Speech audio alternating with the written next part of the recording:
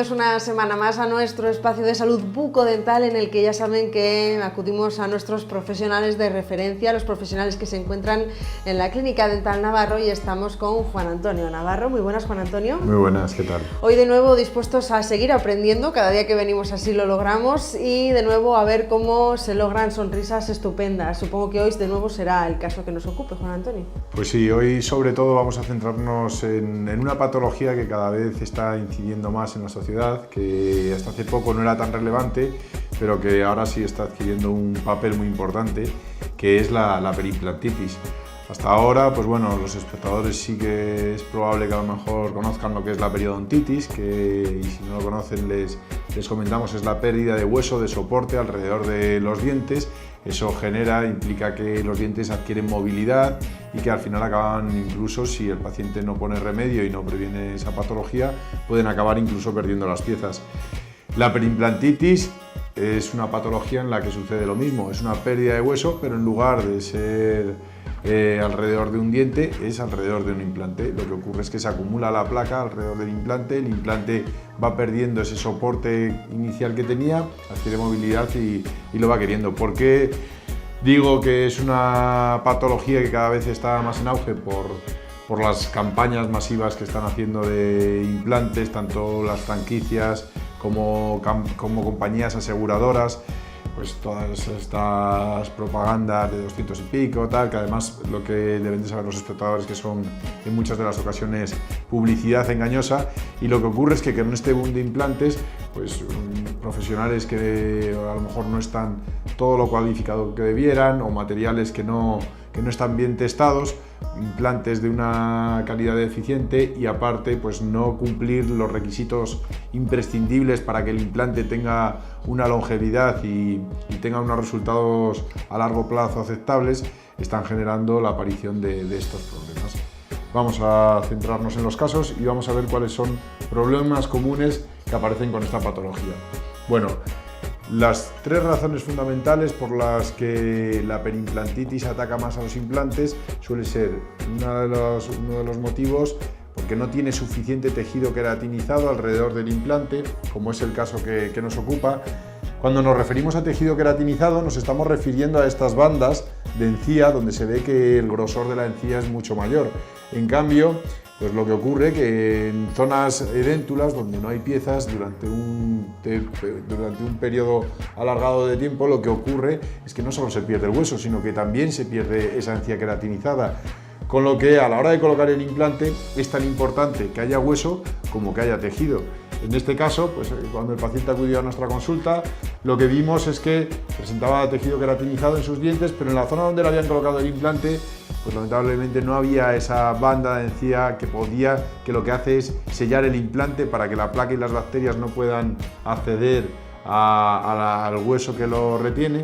Y como vemos, pues bueno, al no tener encía queratinizada, hicimos diferentes pruebas y veíamos, se ve perfectamente cómo la banda termina en la parte más distal de esta pieza. También tiene tejido queratinizado el diente contiguo, pero como en esta zona el tejido es muy pobre, se llama mucosa alveolar, y ese tejido pues no sella bien la unión coronal con el implante, y al no sellarla favorece que las bacterias puedan atacar al implante. Al atacar al implante esas bacterias, lo que va ocurriendo es, como podemos ver en las imágenes, que se genera pues un defecto, una concavidad. Al generarse esa concavidad, pues el problema es que se van acumulando las bacterias, se forma una pseudobolsa, y eso hace que con el paso del tiempo se vaya agravando y que cada vez vaya perdiendo hueso de manera progresiva. Nosotros lo que teníamos que hacer es poner remedio a esa patología, y cuando nos encontramos con las pérdidas de hueso, como vemos en este caso, tenemos que diagnosticarlas dependiendo de cómo sea el defecto. Hay en ocasiones que es un defecto circunferencial, que en esas ocasiones lo que hacemos es regenerarlo, limpiamos perfectamente el implante y lo regeneramos con hueso, y hay otros defectos, como en el caso que nos ocupa en este mismo paciente, que el defecto pues era un defecto de varias paredes, no era un defecto circunferencial, sobre todo ocasionado por esa falta de tejido. De donde cogemos el tejido habitualmente puede ser del paladar o bien de la tuberosidad. Cogemos una franja de tejido queratinizado y luego esa franja, que la veremos más adelante, es la que utilizamos para poderle dar ese soporte de tejido que había perdido. Luego, en la zona donante donde hemos cogido el tejido, ponemos una malla de colágeno y la suturamos para que de esa manera pues se forme un coágulo y el paciente pueda estar más cómodo. También lo que le hacemos a estos pacientes es una placa, porque de toda esta intervención lo más incómodo es la zona del paladar. Al quedar expuesta, pues lo que le decimos a los pacientes es que deben de evitar, pues, por ejemplo, pues comidas como ensaladas con vinagre, que pueda irritar, cítricos, ciertos alimentos que puedan resultarle incómodos. Y le damos una placa para que cuando coma la comida no se vaya a impactar sobre esa zona donde hemos cogido el tejido. Aquí vemos el fragmento de tejido que hemos cogido y que vamos a colocar posteriormente en la zona alrededor del implante.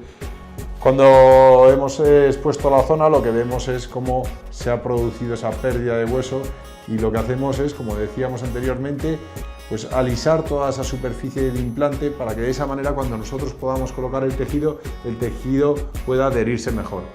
También lo que buscamos con ello es que no tenga ni las espiras ni la rugosidad que caracterizan a los implantes para que se puedan integrar con el hueso, porque eso facilita que se puedan acumular bacterias. Entonces lo que nos interesa es tener una superficie lisa para que no se adhieran bacterias ni restos de comida, y sí el tejido que vamos a colocar. Bueno, aquí vemos cómo hemos alisado perfectamente, desinfectado, utilizamos antibióticos, utilizamos incluso láser para poder desinfectar perfectamente la superficie del implante, y cómo hemos colocado, hacemos ese pliegue en los tejidos y cómo colocamos el injerto para que de esa manera podamos conseguir que quede perfectamente sellada la parte coronal del implante y pueda protegerlo frente al ataque de las bacterias. Esta es la placa que comentábamos anteriormente, que nos sirve para que el paciente se la coloque y pueda estar más cómodo, y de esa manera que no le vaya a irritar el que la comida pueda incidir sobre la herida que hemos generado. Y bueno, este es ya el resultado. Lo que vemos es la diferencia. Lo que vemos en la imagen, vemos cómo se ha generado un grosor de tejido queratinizado en la parte más coronal del implante, y con ello lo que conseguimos es, lo primero, tener que evitar extraer el implante. Conseguimos, bueno, previamente, si en estos casos que muchas de las situaciones se está supurando, lo que hacemos es dar un antibiótico una semana antes para cronificar la infección y poder tratarlo, pero conseguimos que ese estado patológico que tenía el implante, revertirlo. No hemos ganado la cantidad de hueso perdido, pero sí vamos a preservar que se siga eliminando hueso. También he de decir a los espectadores que las perimplantitis no son tratamientos predecibles al 100%. Porque en muchas ocasiones, pues bueno, pueden continuar esa pérdida de hueso, porque no hay que olvidar que son superficies muy rugosas en las que en muchas ocasiones no somos capaces de eliminar completamente todas las bacterias. Aunque utilizáramos un microscopio, son zonas que están muy contaminadas.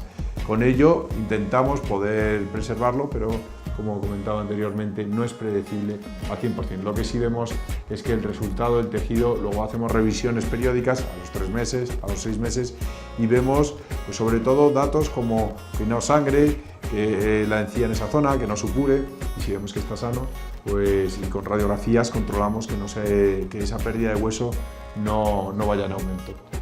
Juan Antonio, por ponernos en el caso de los posibles pacientes que nos estén viendo y que tengan preguntas, ¿cuánto tiempo hay que estar con esa placa que comentabas para masticar? ¿Cuánto tiempo tarda ese tejido en regenerarse en el paladar? Sí, y es cierto que todos los pacientes, cuando vienen luego a quitarse los puntos y a ver la evolución del tratamiento que hemos hecho y de la cirugía, siempre le preguntamos por las molestias que han tenido posoperatorias, y siempre de lo que más se suelen quejar es de la zona palatina, de la zona que ha dado ese tejido conjuntivo, y habitualmente la placa la tienen que utilizar aproximadamente unos 10 días, que es el tiempo aproximado en el que cicatrizan. El primer día incluso le decimos que duerman con la placa para que de esa manera facilite la formación del coágulo, y luego, pues en los días sucesivos, solo que se la pongan para comer, pero sí, aproximadamente entre 10 y 12 días es cuando tienen esas molestias. Bueno, pues es un tiempo relativo. Veamos el siguiente caso. Pues como decíamos, no siempre se produce las perimplantitis por esa falta de tejido.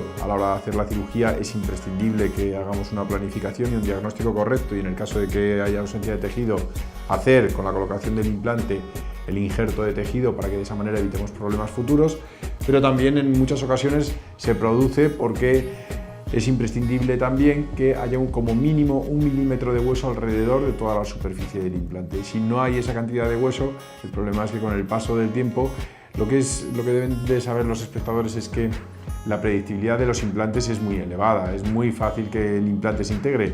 Lo que no es tan fácil es la longevidad, es que el tratamiento no dé ningún problema pues cuando hablamos de 5, 10, 15 años. Para ello, es lo que decíamos, mantener esas premisas, la del tejido y, como vamos a ver en este caso, la del hueso, que tenga como mínimo 1 milímetro de hueso en toda la superficie, alrededor de toda la superficie del implante, para que de esa manera el implante esté protegido. Si tiene menos de esa cantidad de hueso, que es lo que ocurre, pues que inicialmente se integra, pero que con el paso del poco tiempo pues empieza a dar problemas, empiezan a salir abscesos y a dar otra serie de complicaciones. Bueno, como habíamos visto antes lo habíamos enfocado el tratamiento porque el problema era la falta de tejido, y en este caso vamos a ver que el implante estaba un poco angulado y el problema no era la falta de tejido, sino que era la falta de hueso. La falta de hueso que había generado, pues como podemos ver en la imagen, esto es un absceso, es un flemón, se ve ahí como el tejido había crecido, se lo tenía inflamado, y bueno, y también se aprecia una ligera coloración amarillenta del material purulento que tenía la paciente, eso en un lado, y también en el otro lado. En el otro lado pues incluso ya estaba empezando a supurar, ahí vemos como tiene un pequeño orificio, que es una fístula por la que iba drenando ese material purulento. Este era un implante y en el otro lado, la otra pieza era otro implante. Hicimos un CBCT y descubrimos pues que el implante en la parte más coronal, más apical, no presentaba hueso, quedaba expuesto, y el que hubiera quedado expuesto a la cavidad oral estaba generando pues esos abscesos, esas supuraciones. Como vemos en esta otra imagen, vemos como en lugar quizás de haber inclinado un poco más el implante, pues el implante había quedado con otra inclinación y se había perdido hueso en esa parte, por eso la aparición de esos abscesos. En este caso, bueno, nosotros siempre que hacemos regeneración ósea, siempre utilizamos hueso del paciente mezclado con hueso artificial. El hueso artificial que utilizamos es hueso leofilizado bovino, y el hueso del paciente que lo obtenemos en muchas ocasiones o bien del mentón o bien de la rama mandibular. En esta ocasión nos declinamos más por la rama mandibular, tenía unas ramas mandibulares prominentes y considerábamos que era la mejor zona para obtener el hueso. Cogimos de ahí hueso, esa ya es la zona cuando hemos suturado, ese es el hueso del propio paciente. Y bueno, cuando hemos abierto, hacemos una incisión particular porque veíamos que solo tenía la pérdida de hueso en la parte más apical del implante, con lo que no nos interesaba modificar el resto de los tejidos, y vemos como una vez abierto como estaban las espiras del implante descubiertas. En este caso lo que nos interesa es pues que se pueda volver a regenerar hueso en esa zona. Entonces la dirección del tratamiento es completamente opuesta. En la otra ocasión lo que hacíamos era alisar el implante, en esta ocasión lo que hacemos es generar más rugosidad para que el hueso que vayamos a colocar pueda integrarse perfectamente en esa zona. ¿Vale? Aquí lo que, como decíamos, tiene un defecto de hueso. Queremos aumentar hueso, no aumentar tejido. Y bueno, primero lo desinfectamos, utilizamos tetraciclinas y otros antibióticos para desinfectar perfectamente la superficie, y ahí ya vemos cómo hemos colocado el hueso natural del paciente. En la otra imagen, que tratamos los dos lados, veremos cómo hemos colocado la mezcla del hueso natural con el hueso artificial, y todo ello lo sellamos con una membrana y unas chinchetas para que de esa manera quede totalmente compacto la regeneración, el hueso que hemos colocado, y de esa manera que se pueda regenerar perfectamente. Luego ya suturamos, y en el otro lado pues lo que decíamos anteriormente, esta es la mezcla que nosotros utilizamos, el hueso natural del paciente con el hueso artificial, con la membrana, con las chinchetas. Aquí vemos cómo hemos conseguido cubrir el defecto que tenía con las dos chinchetas para que de esa manera quedara perfectamente sellado.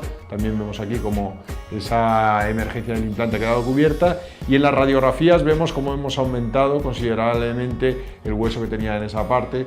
Estas ya son radiografías hechas a largo plazo y en las que vemos que ha ido el tratamiento perfecto y cómo hemos conseguido aumentar toda esa cantidad de hueso perdido, y de esa manera, pues una vez más, conseguir evitar tener que extraer los implantes del paciente, que siempre es una cirugía mucho más agresiva, mucho más traumática para el paciente, en la que también a la hora de quitar los implantes también perdemos hueso alrededor de los implantes, y de esta manera, pues bueno, haciendo una regeneración, enfocando bien el problema que tenía, esa periimplantitis, hemos conseguido mantener los implantes y regenerar hueso en una zona donde no lo había y que había generado el problema que presentaba el paciente. Aquí luego ya vemos con el paso del tiempo como ya no presenta ningún tipo de absceso, como ha cicatrizado perfectamente en ambos lados, desapareció la fístula, bueno, aquí vemos un puntito blanco de las partículas del biomaterial que hemos utilizado, que en algunas ocasiones se desprende alguna partícula, pero el tratamiento ha resultado exitoso y la preimplantitis tratada,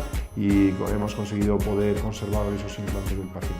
Bueno, pues ya han visto como si hay algún caso en el que ese implante ha dado problemas, ya sea de falta de tejido, ya sea de falta de hueso, tiene su solución de nuevo en la Clínica Dental Navarro, que la encuentran en la Plaza del Mercado aquí en Salamanca. Muchísimas gracias, Juan Antonio. Gracias a vosotros.